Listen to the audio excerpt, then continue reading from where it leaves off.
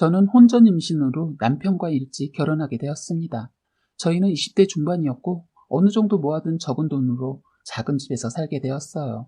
원래 노는 것도 좋아하고 술도 좋아하던 저는 임신으로 인해 술도 끊고 살이 찌다 보니 친구들 만나는 것도 꺼려져 점점 멀어졌습니다. 남편은 저와 태어날 아이를 위해 열심히 일을 했고 저는 집에 있었어요. 임신을 하고 있어서 결혼식은 올리지 않고 그냥 상견례 정도의 서로의 가족들만 뵀었습니다.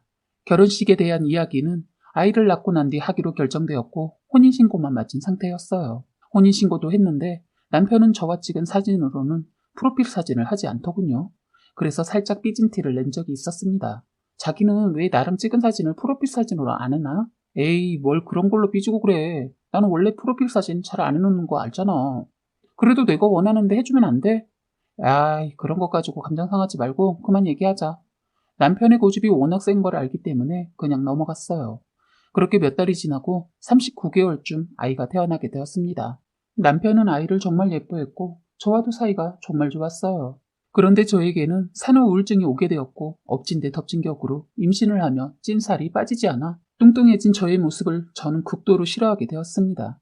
그렇다 보니 저는 우울증과 대인기피증이 걸려 사람이 많은 곳을 잘 가지 못했어요. 극단적인 생각을 할 정도로 힘들었던 저를 남편은 옆에서 잘 보살펴 주더라고요. 그런데 그것들이 모두 거짓된 행동들이었습니다. 하루는 남편이 저에게 노트북에 꽂아져 있는 USB를 가져다 달라고 문자를 했습니다. 그런데 꼭 회사 지하주차장으로 와달라고 하더군요. 저는 그냥 회사 지하주차장에서 만나는 게 편해서 그런가 보다 생각하고는 서둘러 준비를 하고 USB를 챙겨 나왔어요. 제 차를 타고 가기 위해서 시동을 거는데 배터리가 나갔더라고요. 그래서 저는 남편의 일이 더 급할 것이라고 생각하고 택시를 타고 갔습니다. 남편의 회사에 도착했는데 사람들이 너무 많다 보니 회사 내부를 들어갈 용기가 도저히 나지 않더군요. 그래서 지하주차장에 가지 못하고 회사 바깥에서 서성이고 있었습니다. 남편에게 전화를 하려는 순간 남편으로 보이는 사람이 여러 사람들과 모여 있더군요.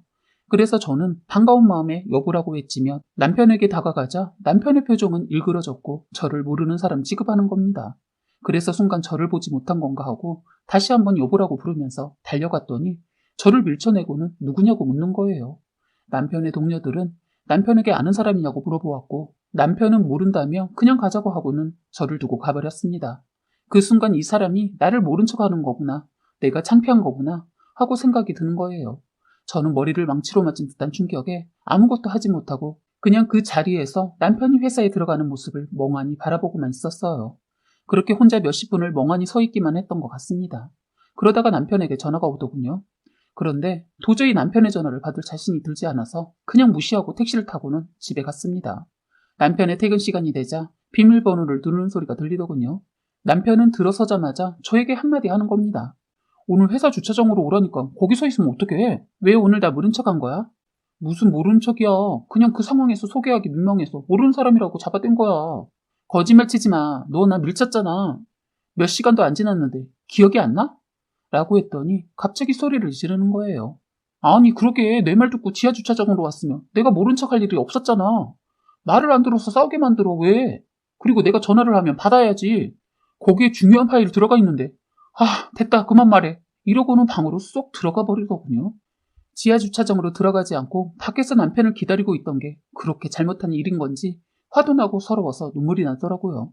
그래서 제가 방문을 열어 제끼고 같이 소리를 질렀습니다. 너 내가 창피해? 어떻게 와이프를 모른 척하니? 아니라고 했잖아. 적당히 해라 진짜. 뭘 적당히 하는데. 너 내가 거기서 더 아는 척 했으면 때렸겠다. 뭐 하는 거야? 조용 좀 해. 민석이 앞에서 싸우고 싶은 거니 너?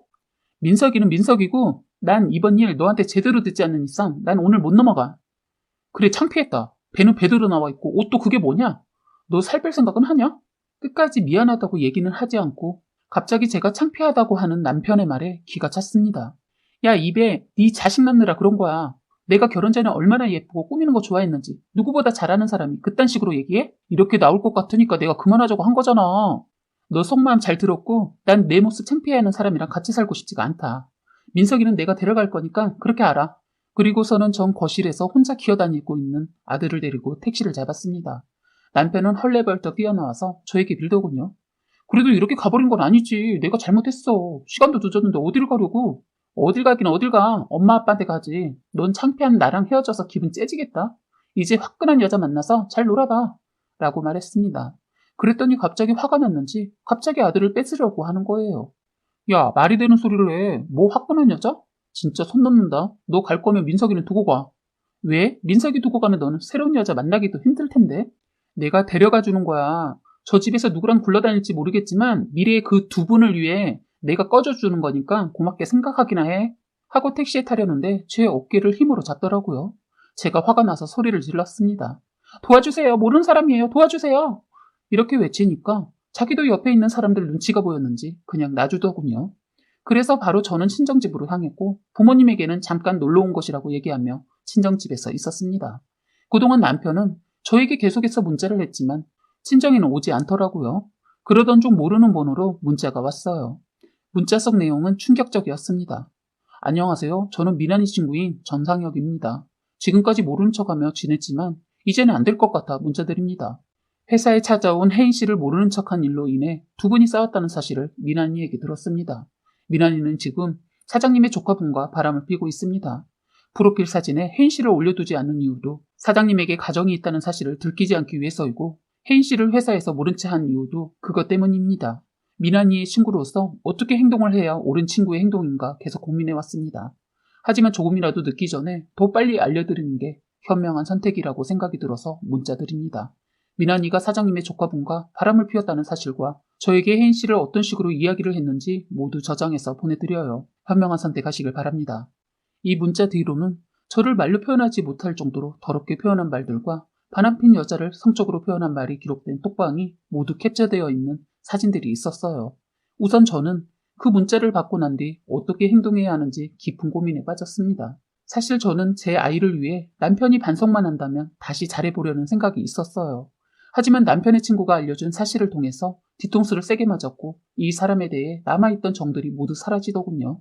우선 저는 다음날이 되고 남편의 회사에 전화해서 사장님과 만나고 싶다고 이야기했어요.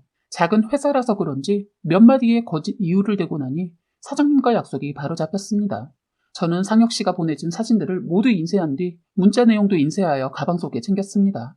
사장실로 가는 길에는 직원들의 자리가 있었는데 사장실로 들어가는 저를 본 남편은 당황한 표정이었어요. 저를 보자마자 성급히 달려오더군요. 저는 그 모습을 무시하고 사장실로 들어갔습니다.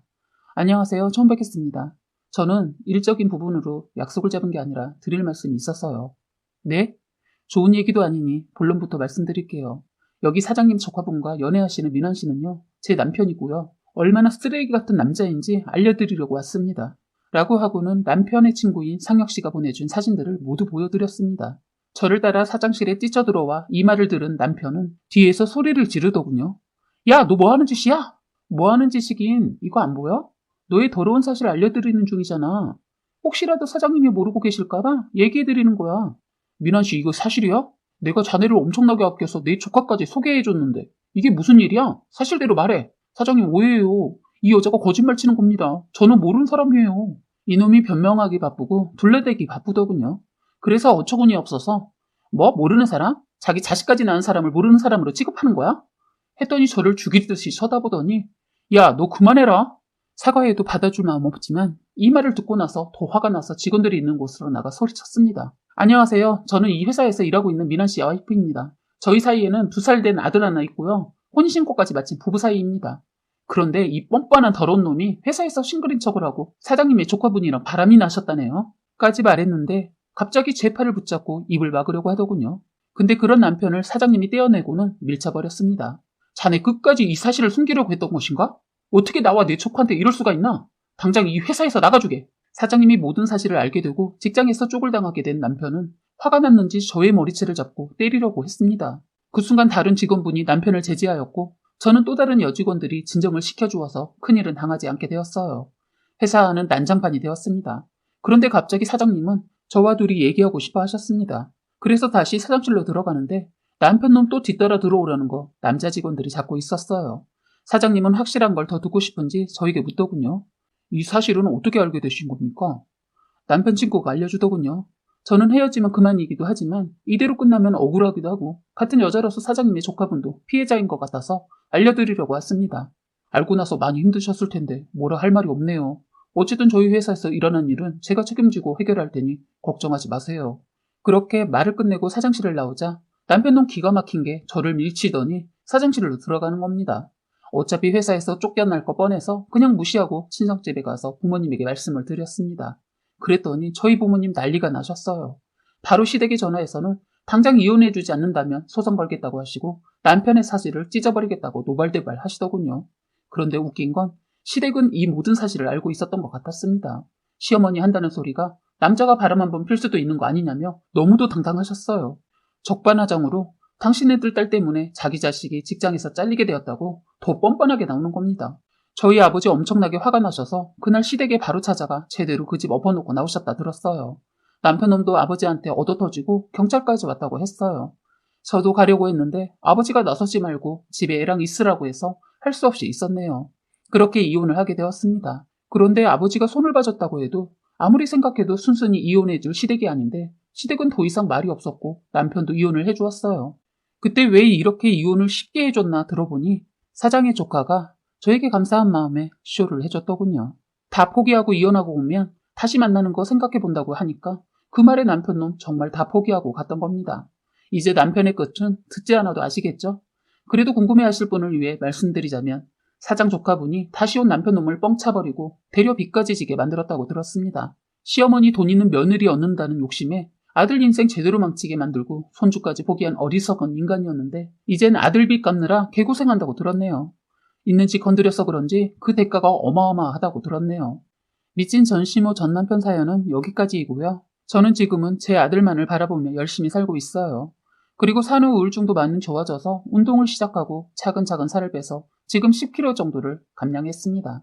혼자 아이를 키우면서도 자기 관리를 놓치지 않는 엄마가 되기 위해 최선을 다해 열심히 살아가고 있어요. 일을 하면서 아이까지 바라보려니 힘이 들 때도 있지만 그전보다 행복한 것 같습니다. 사회에 있는 모든 싱글맘들이 힘을 냈으면 좋겠네요. 사연은 여기까지였고요. 구독과 좋아요, 알림 설정 부탁드리겠습니다.